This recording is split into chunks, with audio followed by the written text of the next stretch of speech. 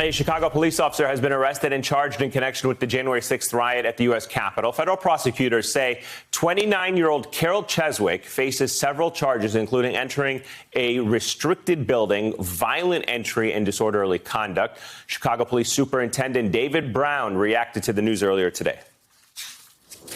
The fact that a Chicago police officer has been charged in that attack on American democracy makes my blood boil, makes me sick to my stomach. And yes, if these allegations are true, it breaks my heart. Now, this comes as the House Oversight Committee announced that it will hold another hearing on the January 6th riot next Tuesday. And as two of the hundreds of people arrested and charged in connection with the riot are back in courts this afternoon. Once again with us, NBC News Washington investigative reporter Scott MacFarlane. He has been following all of the twists and turns in all of these cases since January 6th. Scott, good to have you with us. So tell us more about the two guys who are in court this afternoon. What's the latest on their cases? Hey, Eamon, let's tell you about Ryan Samsel. His court appearance begins in a few minutes. Samsel is accused of one of the first attacks that day here at the Capitol of knocking over a police officer and knocking her unconscious. He wants to be released from jail pending trial, but listen to why the feds want to hold him. They say Samsel has a history of knocking women unconscious, at least 3 of them, including his pregnant girlfriend in 2011. Convictions in each case.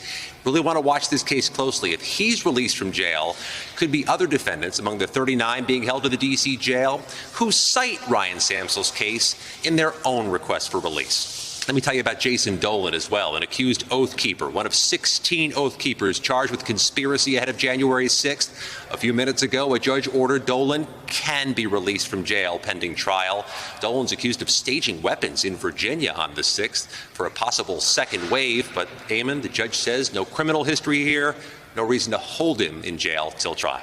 Hey, Scott, let's talk about another far-right group called the 3 Percenters.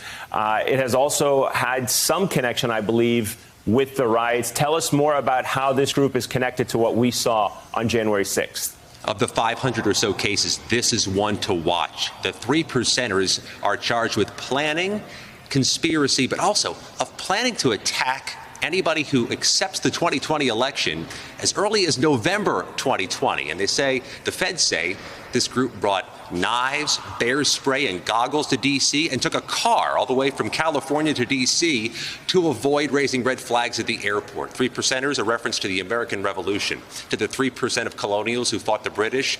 Prosecutors, Eamon, say these 3 Percenters yelled out about the revolution here at the Capitol January 6th. Incredible. I know that lawyers, Scott, for the accused rioters are being allowed to tour the Capitol, but you've learned that some of the attorneys are not happy about that situation. Explain that to us. Yeah, I've learned 25 attorneys toured the Capitol last weekend, more expected in the coming days. The Capitol Police escorted them through, not by choice, but by court order. The attorneys say they didn't get enough time here, weren't allowed to take pictures. You know, it's common for defense lawyers to go to a crime scene. They don't think they got enough time at the crime scene. Eamon, that's important because there'll be more challenges, more court filings about the tours, further delaying proceedings and further delaying justice. All right, absolutely incredible there. Scott, always a pleasure. Thanks for that reporting. Scott MacFarlane, live for us in D.C.